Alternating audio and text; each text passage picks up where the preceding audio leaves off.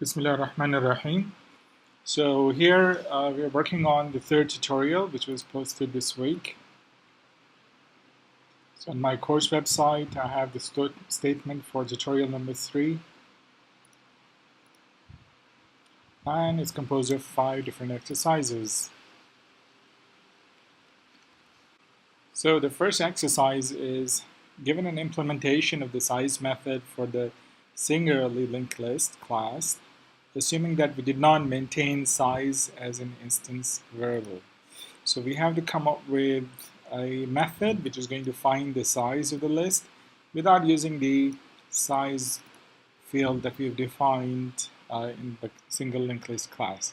So I'm going to move over to my project in NetBeans, and here we're looking at tutorial number 3, question number 1. So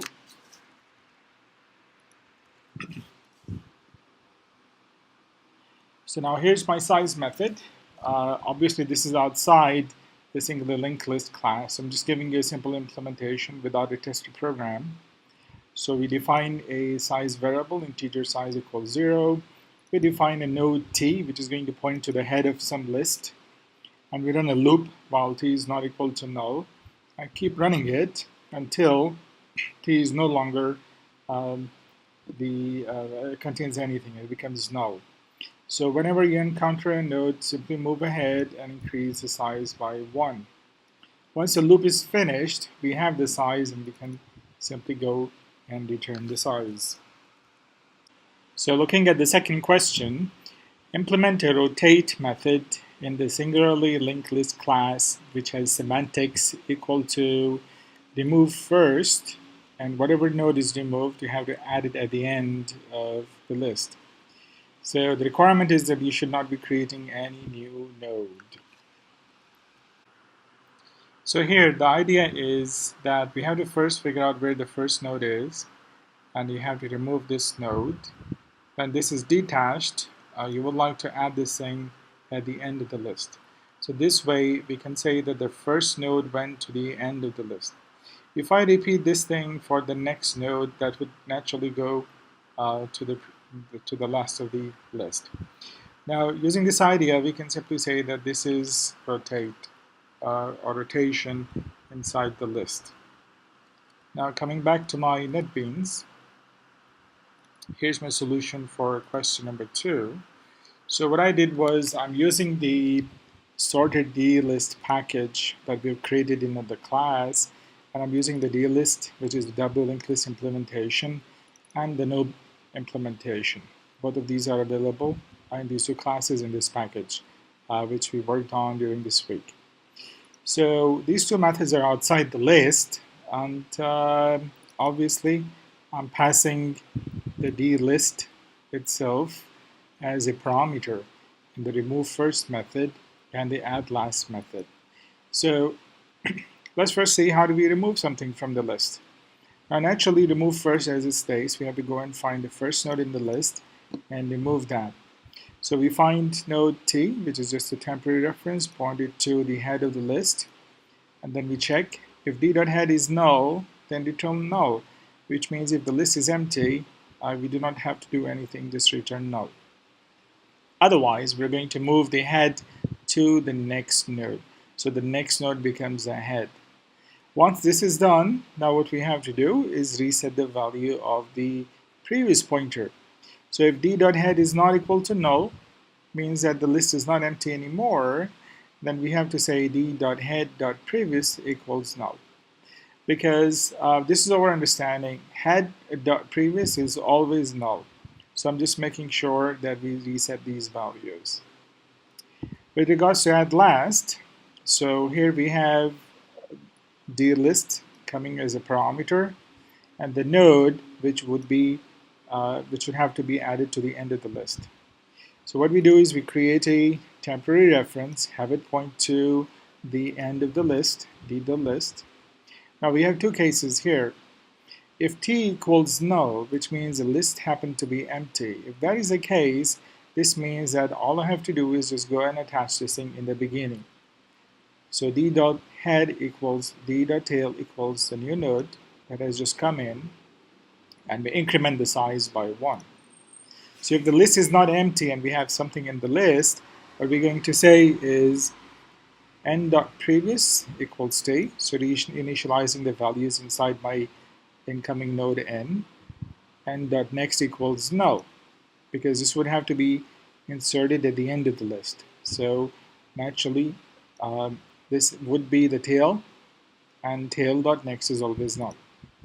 T.next equals n, and d.tail equals n. So here's my tester program. I write a simple list. I insert 1, 2, 3, 4, 5 in there. I call the remove first method, so this is going to remove the first node. Notice I'm adding everything at the end of the list, which means it should appear as 1, 2, 3, 4, 5.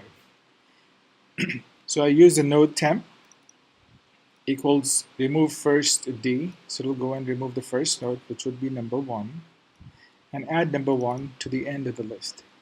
So let's run the program. Let's see how it goes. There you go. So it was supposed to be 1, 2, 3, 4, 5. What it does is it removes number 1 from the beginning of the list and attaches it to the end.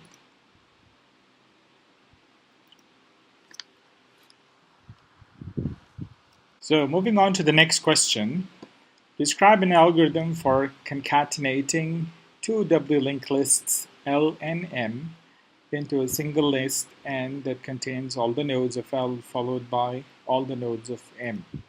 So there's a small misunderstanding over here.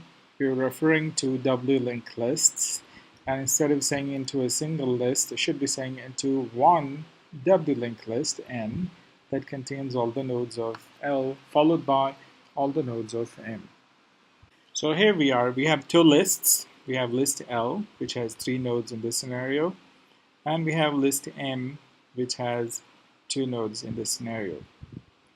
So I'm looking at a very simplistic animation. What I do is I create a new list, which is empty right now, and I would like to have some pointers over here. So I would like to say n.head, or n points to the first node in L. So I'll be showing n.head equals l.head. I would like to say m.head equals l.tail, and l.tail equals m.head, and finally n.tail equals m.tail. So if I do something like this, that should be enough to have all of my links connected together so that n would function as an independent list. So looking at the solution for this, we have a method called concatlist. Again, I'm using the same class that we've written in our regular classes, sorted dlist2.dlist and nodes. I'm just referring to the same classes we've written in our regular meetings during the day. So I have a method called concatlist, which is passed 2 parameters, list L and M. And this method concats the 2 lists and returns a new list called the list. So we create a new empty list, dlist n equals new list. As I referred in the animation over there, n.head equals l.head. We make last node of L point to head of M and vice versa. So L.tail.next equals M.head. M.head.previous equals L.tail. We make list N.tail point to the tail of M. So N.tail equals M.tail. Once all these 4 pointers are connected, now we have to check or reset the size variable in the list N. So I can create a temporary node, have it point to the head of the list N. I run a loop which is going to find or traverse through the entire list, and I'm simply incrementing the size variable which is defined in the list N. So once the loop is done, I have traversed through the entire list, and it now contains updated value of size, which is equivalent to number of nodes in the list. And finally, we return N. So here's a small tester program. We create 2 lists, D1, D2. D1 contains 3 nodes, so I put 1, 2, 3 in there. The list contains 2 nodes, so we put 10 and 20 in there. I concatenate the 2 lists, so D1, D2 are passed to it, and a new list is formed called new L, and I here simply go and print the new L using or calling the toString method. So let's give it a run.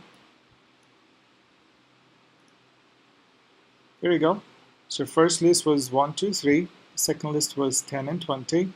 And as you can see, we have one list which is pointed to by new L, and it has concatenated the 2 lists together. So moving on to question number 4. Describe in detail how to swap 2 nodes, X and Y, not just their contents, in a doubly linked list L, given references only to nodes X and Y. Write method swap, which just takes 2 parameters, node X and node Y, and it swaps the 2 positions of these 2 nodes. And you have to write code in Java. So we'll look at our implementation. First, let's have a look at a very simple animation. So here's a solution. Obviously, there could be other solutions, but I'm looking at this particular solution. So we're going to assume that this is our list which is given to us, but we're not really sure where the head or tail is. So it would be better if you implement the swap method as part of the dlist class that we've written previously. So if this is implemented within the same class, we would not have to worry about the head or tail of the list. So here's a simple example. Let's say this is X and this is Y. So I'm going to create 4 pointers. I'm going to create previous to next pointer, previous to X pointer. So this is the node before X. Next to X pointer. This is the node after X. Previous to Y pointer, which is the node before Y. And next to Y pointer, which is the node after Y. So if I can have a pointer to each of these nodes, it would become very easy for me to change the values over here without having any problem of modifying the pointers within these nodes. So given this understanding, let's look at the solution.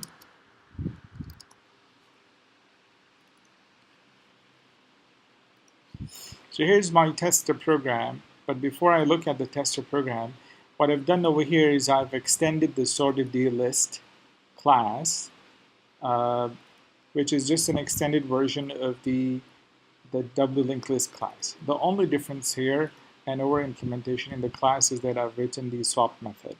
So I'm just scrolling down to get to show you the swap method. So here is the swap method. Obviously this is part of this class. So we pass it node X and node Y. Now first we have to check if the list is not empty or otherwise. So if one of these is null, we simply return nothing because we cannot swap if one of these is null. Now here we initialize the 4 pointers. So node next to X equals X.next. Node previous to X equals X.priv. Node next to Y equals Y.next. Node previous to Y equals Y.priv. Now we have 3 scenarios. Let's first look at the otherwise scenario, in which we simply go and make the swap. So detach X. How do we do this thing? We say X.previous equals previous to Y. Now remember, this is a node, or this is a reference pointing to the node before Y. X.next equals next to Y. So we're pointing to the node which is coming after Y, next of Y. Detach Y, so Y.previous equals previous to X, and Y.next equals next to X.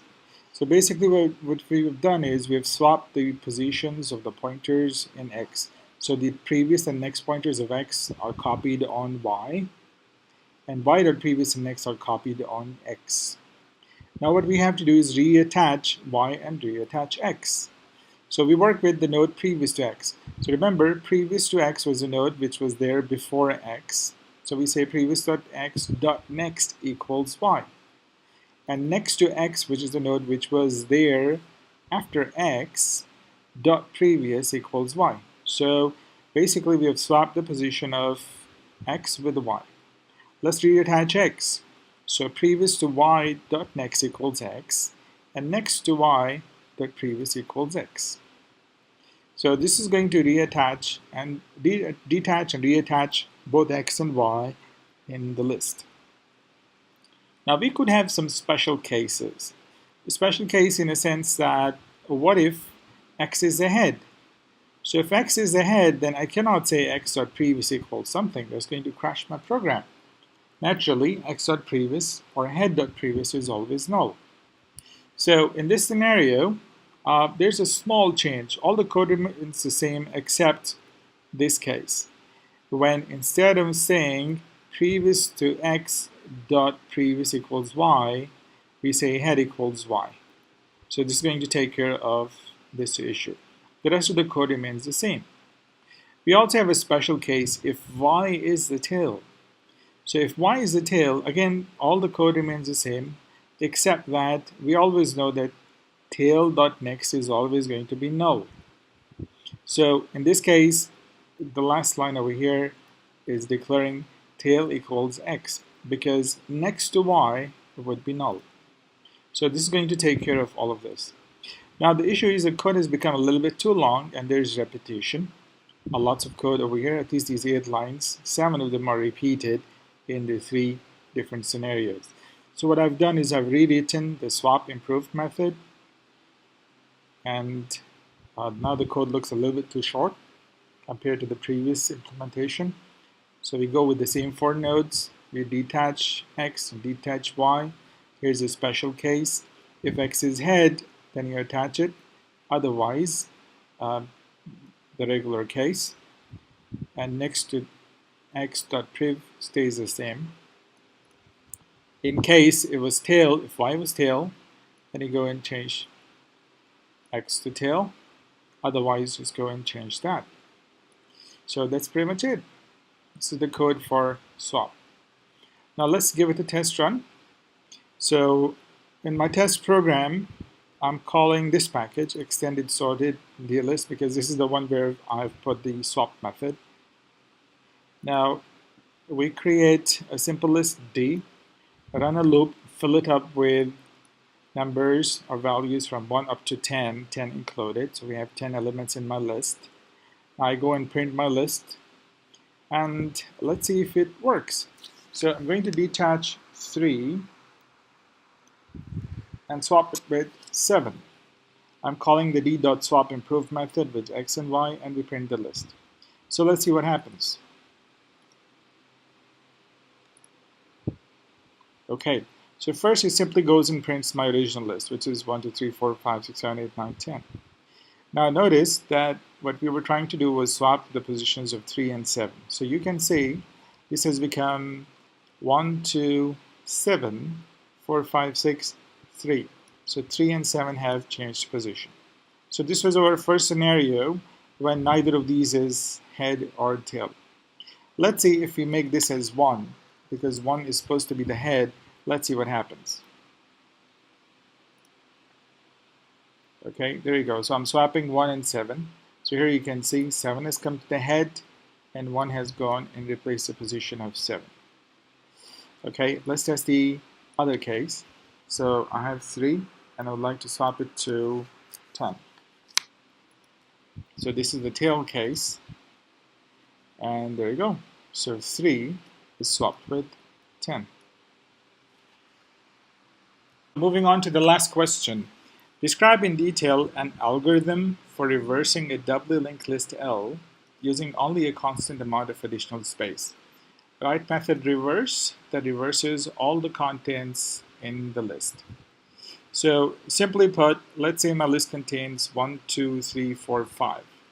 After I call the reverse method, and if I'm printing my list, it would be printing 5, 4, 3, 2, and 1. So let's figure out a way to do this. So here's a very simple solution. I do not need to create any additional methods in my list classes. So I create a new list and I fill it up with 10 values, of course, 1 to 10. And I print my list. Now what I do is I create a new list called V. I'm going to run a loop in reverse order. So starting from I equals 10, I is bigger than or equal to 1, I minus minus. Now, if you remember the implementation, we have the remove method. You have to pass it an integer value. The remove method goes and finds the node that contains this value and returns this node. But before returning, it will detach this node from the list. So when this node is detached, we can access it using node T. And I can add it. I can call the v.add method and pass it T.